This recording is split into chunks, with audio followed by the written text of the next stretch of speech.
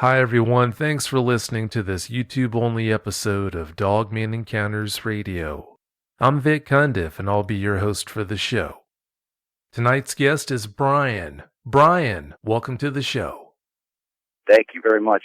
Pleasure to be here. Oh, it's great having you here. Brian, without jeopardizing your career, please give us a brief bio on yourself. I'm 49 years old. I've spent pretty much most of my life in law enforcement. To this date, I still am in law enforcement, but more in administrative purposes. But I've been a deputy sheriff, a city police officer, and been a criminal investigator. And that pretty much wraps it up. Currently, I live in the northern states. I've spent most of my life in the South, in Virginia. Because of that profession, through the course of this interview, if I ask any questions that you can't answer, please just let me know and we'll continue on. Absolutely. Has talking about your encounter helped you deal with it? Absolutely. I had talked to you in the past, and it was just the biggest load off my back of anything that I had basically a nightmare experience, and being able to talk about it with someone else that understands, I didn't even realize there was an outlet for it. Once I had, it's made a world of difference. It really has for me. Well, I'm so glad it's helped. I can't tell you how glad I am to hear about that. More than you know. What do you think is the easiest thing to misunderstand about what it's like to have a Dogman encounter? Getting the biggest problem I had with it was the initial fear of it. Seeing something that's not supposed to be there. That makes absolutely no sense. Everything you've taught, everything you've learned, everything you've been through, it just doesn't make sense. And the idea of telling somebody else that, and the close family friends, believe everything you've ever said, and then they think you're, joking. It's something that I've kept hidden most of my life, other than just a few select people. It really does have a way of turning your life upside down, doesn't it? Absolutely. Yeah, that's really unfortunate. Can you appreciate the fact that the general public would expect you as a police officer to have a different reaction to such a nightmarish experience than someone not in law enforcement? That's a really good question, because I think some people think, you put on a uniform and you put on a plate of armor, but the reality of it is we're all people. It's a job like anything else. There's certain expectations held with that job that supersede some, but in the long run, it's a very taxing challenge to see something like that that's not supposed to exist. I think the public nowadays may have a little more understanding. Police are just regular people. They're doing a job. Oh, it's all too easy to misunderstand that and think that you wouldn't be affected the way that the rest of us would be, but like you said, it's going to affect you. Maybe not as much as most people, but it's still going to affect you. After you had your encounter, how much did it hinder your ability to perform your duties in law enforcement? Well, to be honest with you, after the first night, after I left the scene in shocking disbelief, I wanted nothing. I didn't basically sleep for probably 2 or 3 days, barely at all. Didn't want to do anything to do with the woods. Had blinds closed. I was pretty afraid. Any werewolf movies I've seen at the time back then. This is 2001. I wanted no parts of any movies, anything like that. Initially, I didn't want any information even on the topic. I just was in disbelief. You described the effects of what you went through as being PTSD.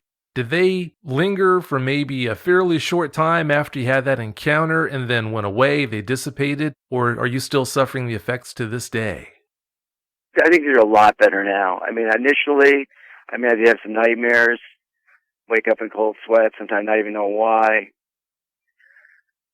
I think eventually it went away. I tried to convince myself it was something else. In my mind, I know there's no way it was something else. But I tried to convince myself. It was a very strange-looking bear that could walk on its legs for 100 feet with a tapered waist. And I tried to convince myself it was something else. Well, you know what they say, Brian. You can fool other people, but you can't fool yourself. Exactly. Yeah, I think that's all it is. That's just a compensation device. It's expected, but in a situation like that where you don't know how to handle it, you just do what you can to try and deal with it and get over it.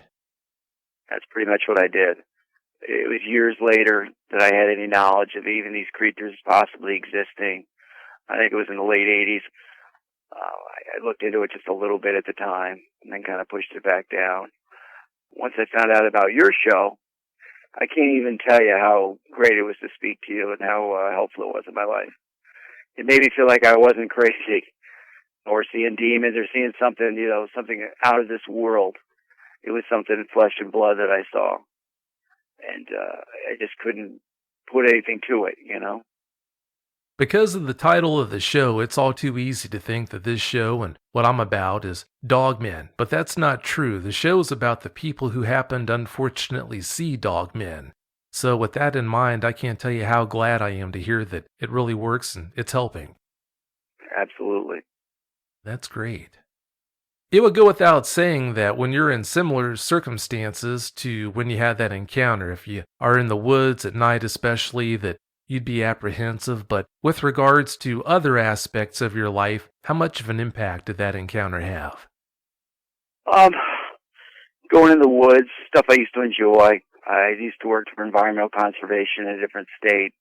Enjoy the woods, being outdoors more. I always wondered what that sound is. Always. That leaf crunch. What is it? Where are you? I didn't like to go in the woods alone anymore. I'm not an avid hunter, but I spent a lot of my time in life in the woods. Very familiar with the animals in the woods. But it's just always in the back of your mind, always. What's above you, what's around you. It's quite a fearful thing. You don't know, so you don't want something like that repeating itself. No, you definitely wouldn't want something like that. Since you had that encounter in the woods in that kind of a setting, it's only natural that after that encounter you'd feel the angst that you felt when you go back into the woods. But when people have encounters like this, sometimes it'll affect them in ways that you wouldn't naturally expect. I guess it's no surprise, but unless you really put a lot of thought into it, you wouldn't expect them to be affected this way. There are a lot of people who, sitting in their living room, almost feel like at any moment a dogman could come into the room and grab them and kill them. Have you felt any unexpected experiences and after effects like that? Absolutely. I mean, I've been through several law enforcement, they call critical incidences, very serious incidents, and nothing has affected me like this. I remember times where late at night you're watching TV. One time I lived in a rural area. After that, and your doorknobs shake or rattle, you jump up, you don't know what it is. For a lot of times, I think it's the first thing that woke up in my mind every day. First thing, no matter what, when I wake up at night. To be able to get anxiety, think the bills, that was the first thing that woke up in my mind I thought of every day. So it had quite an effect on my life. Oh, I could understand why. That's not a good place to be at all. I really feel for anyone who has to go through anything like that. Be extra cautious. That's all for sure. Oh, I'd say. All right, Brian, please tell us all about your encounter. Give us every last detail that comes to mind. This is after 9/11. This is around 2001. I was a deputy sheriff in a rural county west of Washington, D.C., about 50 miles. About 8:30 at night, I was on patrol. The way our county is separated, there's like 4 different sectors, and I had the rural sector of the county. It was an animal disturbance call. Lots of times we have a dog warden, but they only work day hours. And the way a lot of the rural counties are, they have game wardens also, but they're sliced pretty thin. I think we had like 1 game warden that was covering 2 counties. So, unknown disturbance, possibly a bear. They sent me out to it. 8:30 is a pretty bright night. Took me probably about 20-25 minutes to get it. It was on a rural end of the county, on a gravel road. It was a trailer, pretty isolated. The next trailer was probably a quarter mile away. I pulled up, and there was a motion sensor light right in the driveway when I pulled up. Someone stepped on the porch. Gentleman, probably in his late 40s. Tattoos all over. He seemed like a very, very tough individual. He was very afraid. He let me know that probably 20, 30 minutes ago and probably an hour and a half ago, they had something come on their porch. It was one of those little step-up porches, probably like 2 step-up porches to the trailer. And it was knocking on the door, banging on the door, and it was scratching along the trailer. It had this like vinyl metal kind of siding. You can see there was some scratches. They weren't anything real deep, but there were some horizontal and vertical scratches. He said he looked out the window. What he saw was something very big. He was very scared. He said it was dark. He said it didn't look like a bear. And at that point, I said, do me a favor. Who's here? Who's your closest neighbor? If you had any problems with anybody, if you have weapons in the house, if you have dogs, keep everybody in the house. Don't come out. Don't go pointing weapons. Wait till I come back and I'll knock on the door. And if there's any problem getting a hold of you, I'll have my dispatcher call. So keep your line clear. So basically, I already had my gun. I had a Remington 870. If I figured it was a bear, I was going to be safe about it. So the way his trailer is, I started walking around it. I also had, it wasn't a Kel light, like one of those metal lights. It was a plastic, rechargeable light we carried in our cruisers. And I'm starting to look around the trailer. It's 8:30 night. It's pretty clear. The moon's out. Don't see anything. But what's really weird is I don't hear anything, which was kind of spooky in itself. So I start walking around towards the front of his trailer. His trailer is parallel to a wooded area, a wood line that goes, I would say maybe not quite a quarter of a mile, but a good distance out. But it's about 50 minutes from the wood line. I hear a crunching noise. I flash my light over to the woods. I don't see anything at all. I continue to hear the crunching noise. All of a sudden, I see something. It's large and it's black. And it's very black and it's very tall. I flash the light on it and try to get an idea of what it even is. It's walking away from me parallel to the woods. I couldn't believe how tall it was. I thought maybe it was a bear. This thing, on my guesstimate from 45 feet away, was about 8 feet tall. It had very, very large proportions. I remember it had a big head. First I thought maybe that's a bear head. I flipped my light down. It had like bow-legged, like a dog's legs, the back of the legs of a dog. And I looked it up. Its waist was tapered. And I didn't run, but I walked a little faster. This thing wasn't even running. It was walking. But it was not huge strides, but it was walking. And I lit up the side of it. I noticed it had an elongated snout. I couldn't see any eyes. I saw the longest forearm I have ever seen in my entire life that extended from the body. And it had like claws that were like curled up. I could see them from 40-some feet away. And it's like this claw like brushed against the tree line. And you can hear all this because the leaves had fallen. This is like late November. I think it was late October, between October and November. And it was so dark when I lit it up with the light. I was so scared. It was just nothing registered to me. I was like, this is not what I'm seeing. I had my shotgun right on it in my left hand with the flashlight under the shotgun, possibly to shoot this thing, but it kept going away from me. I called out to it, tried to yell. It just didn't even speed up or move. I actually started to walk a little bit stupidly towards the wood line. I dropped the light off it for a second. I didn't see it. And I made the biggest mistake of walking into the wood line, maybe 2-3 feet into the wood line. I just looked up, looked around, nothing. I heard some loud noise, like running, and that's all I heard. I got out of the wood line, and I'm not ashamed to say I ran backwards out of the wood line.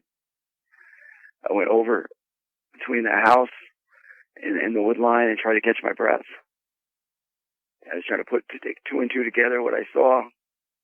I was shaking. I decided what I was going to tell this guy. I went up to his trailer. I knocked on the door. Didn't even need to knock on the door. He opened it right up. He goes, "Did you see it?" I said, "I heard something. It's probably just a bear. It was leaving. Best thing you can do is keep your animals inside. Don't come out the rest of the night. I'm going to notify the game wardens, and I'll also notify our animal control. I left the shift coming on, aware of the situation. I didn't see it, but I heard it. So obviously it's probably just a bear, but it was going away from your property." He had like I think it was like it wasn't a bait pile or anything like that, but he had an area with some garbage and stuff into the yard. And I told him in the future you might want to clean that up so it doesn't attract other animals. So I told my dispatcher I didn't, know what to say. I'm not going to say it's a deer. I'm not going to say it's a bear. I said it's GOA, which basically means going on arrival. Put my gun back in the vehicle. At that time, we put him in the trunk. I sat in the car, and I shook. And I felt really nauseous. And I just got out of there. I remember leaving. And I can't even describe it. Like I said, I've been through critical incidences where I've almost been killed before, and I've never, ever felt fear like that. It's nothing you could even describe. It goes right through you. It's, I don't know. This thing didn't even act like it didn't even look at me. It never turned its head. What I do remember, it was extremely dark, like almost absorbing. Our flashlights at the time were not very bright, like the lights nowadays. But I remember I noticed one ear sticking up. I couldn't get the other side of the face, and I knew it had a snout. And it was a long snout, without exaggeration, between probably 6 and 8 inches long. I noticed the forearms were the things that took it away from me. They were just inappropriately long. And it had turned up claws the way it was walking. The claws, and it actually brushed against the tree. That's the one thing I'll never forget as long as I live. Because it was walking probably maybe a foot inside the wood line. But it was like it knew what it was doing, provoking fear. And it just like brushed it right against the tree line. Right against the tree as it was going. It had a tapered back, like a V. Like it's lats muscles. Anybody in bodybuilding knows it. They call them lat muscles. Always tapered to like a pretty thin waist. It was all black. It didn't seem blotchy at all to me. It seemed pretty uniformed in color from what I saw. And its legs, I only initially saw the legs, and they appeared to be like a dog's legs would be. The one other thing I did do that I left out is when I did go in the woods, I did look there. I'm not a trapper, but a hunter myself. But I didn't see, the ground was pretty stiff. I didn't see any markings or footprints, claw marks, or anything like that. So that pretty much ended my encounter. I think I actually got off work early that night. I think I put into to the sergeant to get off early. And that's the actual encounter. Brian, you were placed in a very difficult situation. You handled that situation the best way you knew how. I hope that as you look back on it, you don't have any regrets, because I think you did do a good job of handling it. I felt if I were to even shoot this thing, I was, first of all, it was even muscle memory, everything you're taught. This thing was going away from me. It wasn't coming at me. It was going away. It didn't hurt these people. It's almost like it was trying to maybe torment them. I know they had a dog. It didn't kill their animals or anything like that. But its intentions, obviously, at the time, it just gave off a real weird negative vibe. That's the best I could describe it. But it was going away, so I had it up. If it turned around, there's no doubt I would have shot at it multiple times. But it didn't. And I'm glad I didn't, because I honestly don't know what the outcome of that would be, and I honestly don't think it would have been in my favor. It had to have been at least 8, possibly 8.5 feet tall.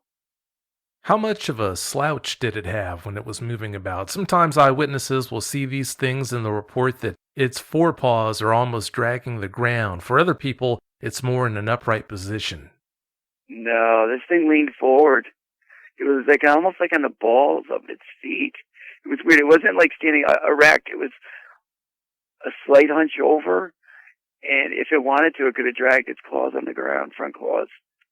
They were very close to it. It was really bad. All I could focus on, the thing that terrified me, I don't know, is just why the forearms were so long. I didn't notice the tail or anything. But like I said, it was not in an upright, like erect position. On no way it was on all fours.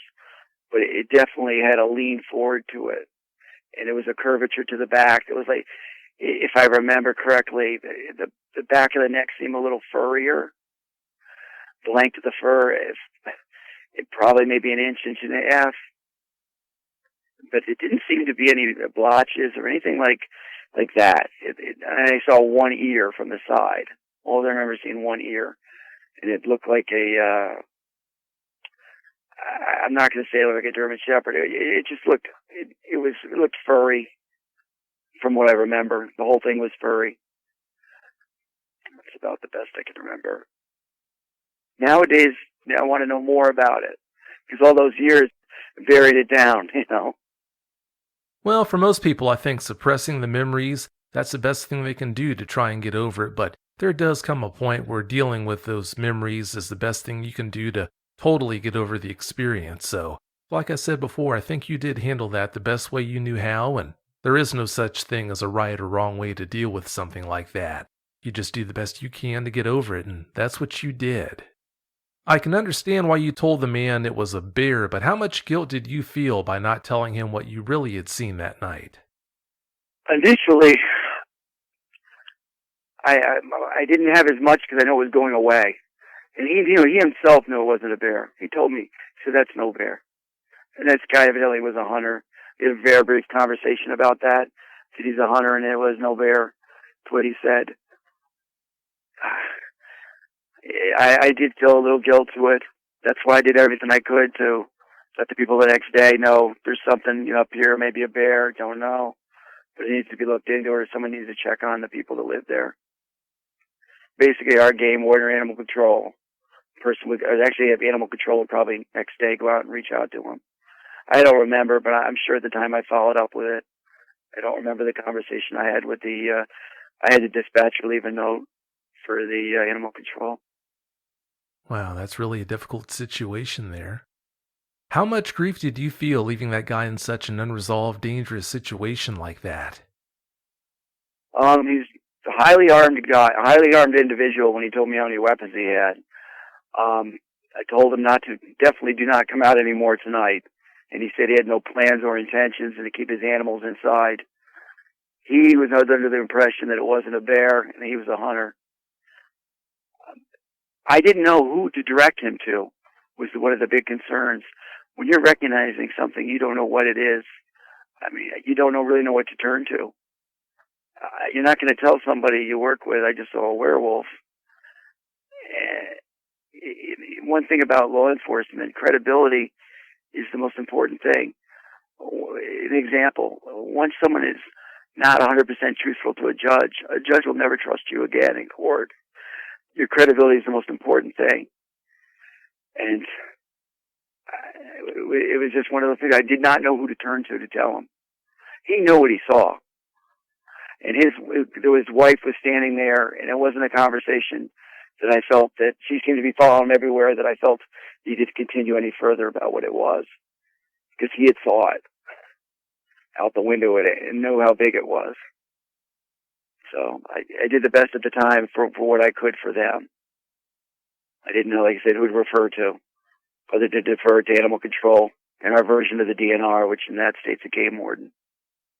Whenever something like this happens, I try to look at it from both parties' point of view. I can definitely understand why you being a police officer, why you told that man that you had seen a bear, but at the same time, I can't even imagine what must have been going through that man's head when he heard you tell him that you had seen a bear, and he knew what he had seen. He knew that what he had seen was not a bear. Like you just mentioned, he told you, well, that was no bear. I can't imagine the grief and turmoil that guy must have gone through hearing you tell him that. I'm not incriminating you. I'm not trying to point any fingers at you. I'm just trying to look at this from both points of view here. I really wonder how much trouble that poor man has had over the years overcoming what he went through that night. Both of you really went through the ringer that night, is basically what I'm trying to say here. Not an easy situation to get over. How sure were you that you were dealing with a real threat that night before you had actually seen that dog man? Before I did the Dogman, I had no idea. I thought it was a bear. And I basically tried to convince myself it was a bear. So when I told that man it was a bear, in my mind, I was trying to tell myself that was a bear. Because I'm very familiar with what bears look like, but I had no idea what a dog man looked like. And when I told him it was a bear to me, at that time, I thought it was a bear to me. I kept convincing myself that's a bear. That's just a strange bear. That's the only thing I could tell myself. And, it's the only thing that was rational to me. And I did follow up with that gentleman probably, I don't know, maybe a week or so later, and he did not have any more problems. So I did make a follow-up. And I think at one time after that, I did actually make a phone call to them. And there was no other incidents from what I could call from that gentleman having any problems. It was a pretty rural area of the county, and the closest neighbor was, not quite, maybe almost a quarter of a mile away. Did you make that follow-up under your own volition, or did you do that because it was required, part of your duties? I did that under my own volition. Throughout our counties, we're divided in 4 sectors, and then you have a backup unit for each 2 sectors. So anytime I was in that area, I did drive by that area. Like I said, I was not tempted to jump out of the car or anything, but I did go in that area, and I never saw anything like that again. And the part of New York I am in now is in Bigfoot country, and I've never seen anything else. You're a good man. I'm so glad you did that. I'm sure that was huge for that guy's confidence. Yeah, he seemed appreciative of it. He's a very, very hardcore hunter, and it almost seems like he knew more than I did what it was. It's hard to explain, but it seemed like he was more aware of what it was than I was. That sure does make you wonder if he hadn't had run-ins with that thing before that night. There's water in that area. After learning different knowledge, I know sometimes these creatures or animals tend to be in areas where there's Indian burial areas or Indian reservations. And I'm pretty sure there is some Native American areas there also. As a police officer, you were trained to interview people and look for signs of deception. When you were standing there talking with that man that night before you had that encounter with the dog man, of course, did you ever see any signs that he might not have been telling the truth? No. He was scared. He didn't look deceptive to me. He just seemed very scared. But it was almost like, it's been so long ago, but to me it almost seems like he knew what it was, or something similar to that. And then, like I said, when I talked to him, and I tried to ask him, I know in the phone conversation I had with him, if he had any further run-ins, and he says, not with that. So that's one little bit of thing I do remember. So, for what it's worth, no. I don't think he was lying to me. I don't think he was being deceptive. But whatever it was, I think he was older than me. I was a little bit younger than I am now, and I think he had a lot more experience in the woods in that area. So I think he knew more than I did in that case. I'll tell you what, when you asked him if he had any more run-ins with that thing, and he responded by telling you no, not with that thing, that doesn't exactly inspire all that much confidence, does it? No, I've been through homicide investigation. I've been kinesic interviewing. I've been through everything. And when he said that stuck out with me. I didn't dig deeper. But when someone says, not with that thing, that in the back of my mind said, what other thing that you had run-ins with? That's the one thing that I just did remember that does sound interesting. Yeah, not exactly what you want to hear. No, not at all. I like to learn about it, but it's nothing I ever really want to see in person. I just want to understand. Oh, I can understand that. Even though it didn't look at you that night, did it do anything to give you the impression that it was taking notice of the fact that you were there? Oh, yeah, absolutely. This thing, it walked with such, even though it was a little bit leaning forward, it had so much confidence to this thing. It exuded something like confidence. And it was like, that was nothing to it, nothing at all. Like didn't matter. It was going to do what it was going to do, and I didn't exist, was the feeling that I got from that. Which was, and it's almost like it exuded that. And it gave me a fear that I can't even describe. I know people call it primal fear, but it's even worse than, it's like the scariest fear you can ever imagine times 10. I can't even describe the kind of fear. I was kind of in shock, and I remember being back in the car, and then because back then, our shotguns went in the trunk, and I remembered how stupid I was not leaving it up front with me because of what I went through.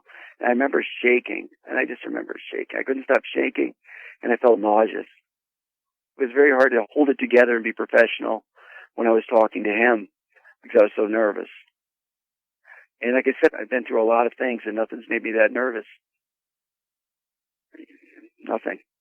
So, people talk about infrasound. I don't know anything about that. It didn't make any noise. None, except the leaves crunching. And this thing was heavy. Without exaggeration, I am talking probably 350. Easy. 350 pounds, maybe 400 pounds. Yeah, sounds like it was quite the specimen. Did you ever smell anything through the course of all this? No, absolutely nothing. No wet dog, no nothing. Didn't smell anything. Nothing at all. Even when I went back to that area, the ground was pretty hard. I know all the leaves were on the ground and everything, but I didn't find footprints, didn't find anything. And there was no smell that I noticed. I didn't smell anything. Other than probably the fear and God knows what else from me at the time. To be honest with you, I've never been so afraid in my life. Well, if you would have had a self-deprecating moment there, I don't think anyone would have blamed you. As you would put it, a Charmin moment, I would believe would be correct. Yeah, so. That's totally understandable there. When you heard it run away, did it sound like it was running away on all fours, or did it sound like it was doing it bipedally? It's a very good question, and one I don't know. I know I heard it rustling, and it was moving fast at one point at the end. But it wanted to show me it wasn't afraid of me, and it was a ways down. It's like I dropped my light off it for a second. It almost stupid, weird feeling. I felt like that may not be the only one, and I kind of looked around. That would be my biggest nightmare. I'm focusing on one thing, and then there's something else around the corner. So I kind of was looking around. It's one of the things I've always been very cautious of. So I took my light off to look around, and then it got loud and took off. Like something could have been distracted me somewhere else. I don't know. But it seemed like the noise was all coming from him. And it was a loud brush of leaves. I couldn't tell if it was 2 or 4 feet as it was taking off. But, without exaggeration, 75 feet on 2 feet. Bears do not do that. Now, we both know that wasn't a bear that you saw that night. I've seen plenty of them. People used to hit them with their cars on the side of the road in our county. Like I said, not being a hunter, but I've worked for an environmental conservation agency. I'm familiar with bears. This is not a bear. There's no other creature that I'm aware of that resembles this. That's why it's such a hard time trying to identify it. Yeah, it's not easy. I'm so glad you kept your head on a swivel and didn't let yourself have tunnel vision. That wouldn't have been good. Nope. That was my biggest fear, too. Something like that. There's one, there could be more. Always. My biggest fear would something be closer to me than that one, so, who knows? I'm glad I thought like that, too. I hope other people think that way, too, because if these things, there's one of them, I'm sure there's not just one of them around. I'm sure there's multiples. I'm sure the fact that you remembered to look around, that was just your training paying dividends. So, the stupid thing I did do was go in the woods. I went in the wood line, and I'm not going to exaggerate. I only went in the foot. But my flashlight was looking up, down, around, and it was for a very short period of time. I just owed it to the people to make sure this thing was gone. And there was like a huge thicket way out, and whatever it was, it went through that, and it was gone. And that was well over 150, 200 feet away. Easy. So the thing that was moving when it evidently took off because I could hear the leaves crushing, and it sounded like a very fast motion. I'm sure that thicket didn't slow it down very much, did it? Not from what I remember. I didn't get a look at the leg muscles. I just realized the legs looked bent. But if the bottom legs were as strong as looking as the top, as powerful as looking, it probably could have jumped them if it wanted to. Yeah, probably could have. Other than going into the woods like you just mentioned, do you have any regrets looking back at how you handled anything that night? I honestly, I wish I got the homeowner out by himself. Told him absolutely 100% what I saw. And I think he did know it, and I kept telling myself that. But that night, I wish I did that. I'm an animal lover, too, and I made it clear to keep your dog and your family inside that night and everything. But I honestly felt like it was leaving, but I wish I would told him the exact description of what I saw. Looking back, I would have done that. And then that does eat me a little bit to this day. I think now I'm sure he's pretty aware of it. And after our phone conversation, I'm pretty sure he's aware of it. And hopefully he's had no more problems. Yeah, I hope so. But you know what they say about hindsight? You were just doing your best with a very difficult situation. You handled it the best way you knew how, so I really hope you don't kick yourself. Depends on the day. It depends on the day. I try never second guess yourself. In good faith, you do the best you can. For that split second, you have to do something. You do the best you can. It's one of the things, like in law enforcement, you have a split second to react. And lawyers have months and months to criticize those 3 seconds you had to react. So you have to do the best with what you're training, what you know is the right thing to do, and do the best you can. So at the time, I think I did the best I could. It sure sounds to me like you did. Are you at liberty to tell us if you had any standing instructions on how to handle a delicate situation like that? I talked to a gentleman that is a game warden, and he explained to me they do exist. It's not a common occurrence, but they do have some kind of protocol. I don't know if it's a written protocol. I don't know if not. There was one particular case that he had some knowledge of, not himself, but it's 2 second or third hand to use as a credibility. I believe him very much so. He himself has not ran into one, but they do have some instruction. As the exact instruction to that is, I'd rather not go into too much detail on that, but I believe there's 2 federal agencies that are aware of what's going on with this, and that's as far as I really want to go, and I don't think it's the one everybody thinks it is, so. Oh no, I can appreciate that. You touched on this a little bit earlier, but I wanted to dig more into this. After you had that encounter, how much research did you do trying to dig up information about what you had seen? Initially, none. Initially, I was scared. I didn't think about it. I tried to bury it. I buried it for a while. After probably about 3 years after my experience, I delved into everything. And there really wasn't much out there. There really wasn't. Other than old stories, or it's news clippings. There's that old French story, and then there's the one with the London, Ohio, and a few other ones. But initially, after, no, I was too scared. I didn't want to know. I still wanted to convince myself that things like that don't exist. But after a while, I was so glad to come across your show. It was unbelievable. And then to realize that so many people had seen these things too was such a relief. It made you feel like you weren't crazy. And I've worked for multiple law enforcement agencies at different state and local levels, and I have not run across, other than maybe one other person that's had the experience that I had. So I think for now things are starting to happen. For whatever reason, these things are starting to be more prevalent. And I don't think it's just social media. I don't know what's stirring these things up, but something's happening. It sure does seem to be that way. When I created the show and the other things that go along with the show, my goal was to make it so that if someone had an encounter, it would be a lot easier for them to deal with that encounter than someone who, say, had an encounter 10, 15, 20 years ago.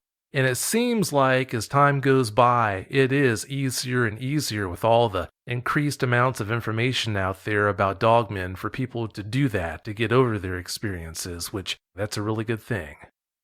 Between, you've been so phenomenal. You, Brenton, is it JC?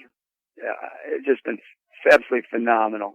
And I know Brenton's fantastic. And Mr. Pallades' books, I haven't read any, but I can tell you I don't wear any bright clothes anywhere near the woods. You and me both. Very cautious. I don't know if this is a case where these things live in caves, underground, burn the trees, but they're definitely here. I just don't plan on running into another one anytime soon. What's kind of fearful, too, is I've heard some people say that, they've had recurring experiences. And what worries me, my brother has a wolf as a dog. I don't think these things are wolves. I don't think these things are even part wolves. But some animals have such good scent. And if you wonder if these animals just remember. And even to speak of a wolf, they travel great distances, And you just wonder if these things just, once they catch the scent, they just remember. And they seem to be very mean and aggressive as opposed to anything I've read about Bigfoots, who can go either way. They can just want to be left alone or be bad.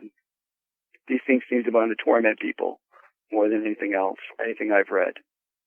Yeah, they do seem to tend to do things like that. They do so many things that are just so hard to explain or understand. How long did you wait to tell your wife about what you had seen? First wife, never. Told my girlfriend. What day is it today, Vic? probably about a year ago. About a year ago. Yeah, I told one of my buddies who was a game warden, and one of my buddies who works for intelligence for a government agency. That's it. No one else other than Brenton in the world. When you revealed what you had seen to these people, what kind of response did you get, starting with your wife? Are you crazy? This kind of experience I got. And I'm a very level-headed, reasonable person. I tend to more downplay things and not exaggerate things, keep things low-key. It's just very disappointed at first. And then I think after a while she understood that it was real. And then I think she couldn't get her hands on enough reading literature about it. My buddy who was in the game warden, yeah, he's aware of it. Very much aware of it. And my buddy that works intelligence is very compartmentalized. But he's aware of a lot of things, I'm sure. I didn't get a lot of responses, and I didn't want him to respond. I just wanted someone to talk to. But absolutely, these things are out there. Well, it sounds like you had several people you could go to and tell this story to and hopefully get some form of support from. That's really good. Before or after that night, have you fielded or heard of any incidents like this one happening in that area? No, I haven't. I reach out to my buddy every once in a while, and not that anybody's come forward. I know in Southern Virginia there's some, but I have not heard any in our county or the counties close by. I haven't heard of anything recently or in the past in a long time. Other than I don't even think in the newspapers in that area, other than maybe like the 18 or 1900, early 1900 stuff. I think a lot of this stuff does go unreported. And what's amazing about this is when I understand that some of the Bigfoot community thinks it's crazy. It just humors me to death. And like I said, I've never ever seen a forest person or a Bigfoot, but after seeing what I saw, I wouldn't discount it. And it's amazing to watch how some of the trolls get on and try to discredit people with stuff. And if you really understand how that stuff works and how these people get paid to do what they do, it's pretty maniacal. Oh, it is. Talking about the police officer side of you, Brian, did you ever feel an urge to shoot that creature to protect the public from it that night? As it was going away, no, I did not. If I did not feel in fear of it, like it was an imminent fear of it coming at me, no. It was going through the woods, and there was not a house right next door to where that. It wasn't like going from one house to go kill someone next door. It wasn't like that, the way the woods are set up there. It was going into a very large wooded area. So I didn't feel like there was someone an imminent threat right on the other side of that area. And like I said, it didn't even notice I existed. And I had a flashlight right on the side of its face.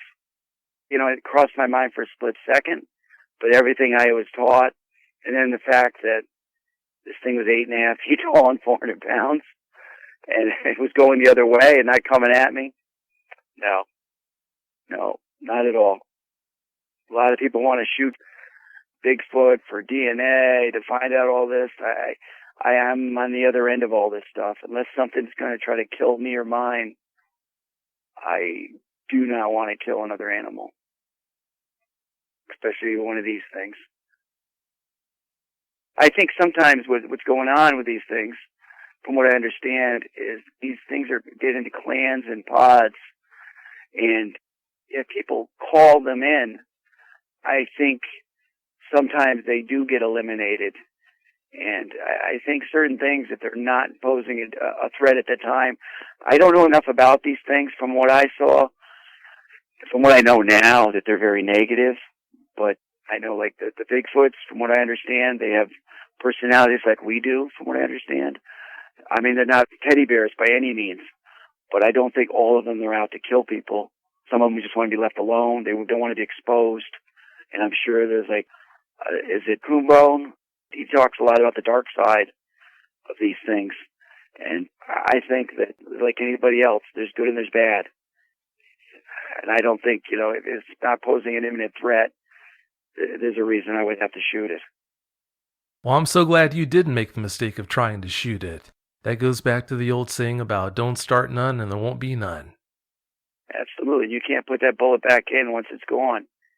When in doubt, there was no need to do it. So I'm so glad. And I don't think a 12-gauge slug would have done much but really tick this thing off. Have you ever regretted not shooting it? No, never. I have woken up every morning for a long time. It's the first thing on my mind. Is this thing. And it's its face, the side of its face. The first thing on my mind every morning. I wake up for a long time. Not so much now.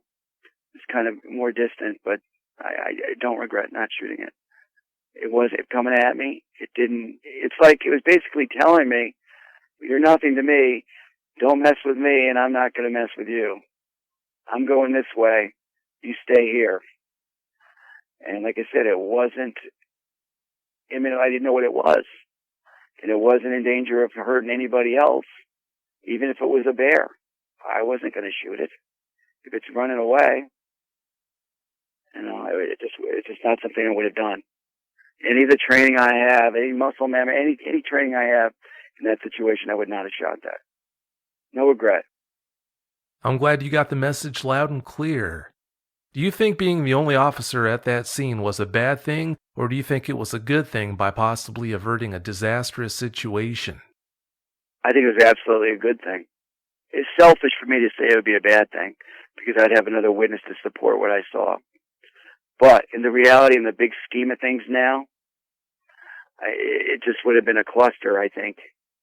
I just don't think anything good would have came of it. I think, first of all, I don't know. I wouldn't have wanted to write that report up, Beck. I would have had to write a report, and I wouldn't have wanted to. Because anything that I've ever seen or knew, it didn't match. And to put that on paper, I they taking me away to the 5th floor. I don't know. I just wouldn't have wanted to have to write that report. Yeah, I can understand those sentiments. I don't know if you've ever seen anyone shine a light on a bison's fur, or if you yourself have ever tried shining a light, or headlights, for example, on a bison's fur, but there's some quality that their fur has that allows it to actually absorb light. the same way you reported its fur tended to do with your flashlight beam. Did you know about bison having that quality? Absolutely not. That's always kind of weird. Like I said, nowadays the lights are so bright. But the plastic tail light that was like rechargeable on our cruisers, it was a pretty bright little light, but it was so dark. It's one of the only things I've ever seen absorb light like that. It was pretty wild. There was no big glaring, glowing eyes or anything like that. So it was just very, very dark. And the one thing that did, the claws, I could see them in the dark, in the forearms. That's the thing that stood out the most. And to this day, other than the side of the face and then the forearms. And there's a picture on one of your sites that is just so dead on in so many ways. It's unbelievable. Whoever wrote did that picture either saw one or had someone describe one to a T. Oh my God. I was startled when I first saw it. You know, there was no tail when I saw it, but I tell you, the forearms were just so inappropriately creepy. It was like, it could be something out of a horror movie. It's the only thing I could describe that. The claws, I've heard people on these shows say they were retractable, this, that. They were out, and there was a curve to them. And what I saw wasn't like a fingernail. If I remember correctly, it was like more curved more like a bear claw or something. It was just different. It didn't appear like I've heard a lot of people on the show say like fingernails, and it looked to me like a bear kind of claw. Like I said, my light on it wasn't for incredible amounts of time, and I was in shock, but this thing had amazing claws. And the forearm, and I drove the light down to the hand. I couldn't even believe what I was seeing. It was like the scariest monster you could ever imagine, and that was it. And then when I think of even the darker side of these things, and I was hoping I wasn't seeing one of them, that a lot of people don't even talk about. After doing some research and reading, I know JC talks a lot about them, but I was hoping that wasn't what I had seen. I don't know what the shapeshifter stuff. To me, it seemed like a regular creature, but it just had everything a nightmare could have. It had it. It was unbelievable. When you sit here and look back and think about what you had seen that night, how was its head in proportion to its body? Its head was way bigger. If you think of it, its head was really big. It had wide shoulders, but its head seemed bigger in proportion to everything else. Its head seemed extremely big. Its eyes weren't at the side. The eyes were where you'd expect like a dog's eyes to be. And its snout was long. I remember it wasn't like some people talk about German Shepherd snouts and heads. No, this had a big snout. It was big. The head was, I forget how big it was. About big as a couple of, trying to think of mastiff heads. I mean, huge, huge, huge. Monstrous. It's the closest thing I could say. Monstrous. Much bigger than the body. In proportion, I would say. And then the waist was like a bodybuilder working their lats, where they had a small waist and it shoots up to a huge V. So all muscle. And you could almost see like muscle under fur. This thing didn't have a lot of blotches. I did not notice blotches anywhere from what I saw. I just saw a lot of fur, and it was really dark. I wish I could give you dimensions of the head. I don't know, but it seemed much bigger in proportion to its body. The head and the forearms. For some eyewitnesses, when they hear someone describe a dogman that didn't look anything like the one they had seen, they almost tend to dismiss it out of hand, because if what they're hearing is a description doesn't fit what they saw that night or that day in the woods, then how could it be real? But having said that, Brian, do you have any closing comments you'd like to share? Just tell these people, don't go looking for this thing. You never know what you might find. And until people realize or understand what this thing is, this is nothing to be played with, messed with, or to be sought out. I think the powers that be are aware they're there, and they're trying to keep the population away from it. And I think it's probably the smartest thing to do is to stay away. That's really good advice. Well, thank you so much for coming on the show tonight, Brian. I really do appreciate it. Thank you so much. Oh, you're welcome. Have a great night. You too. Bye. Bye.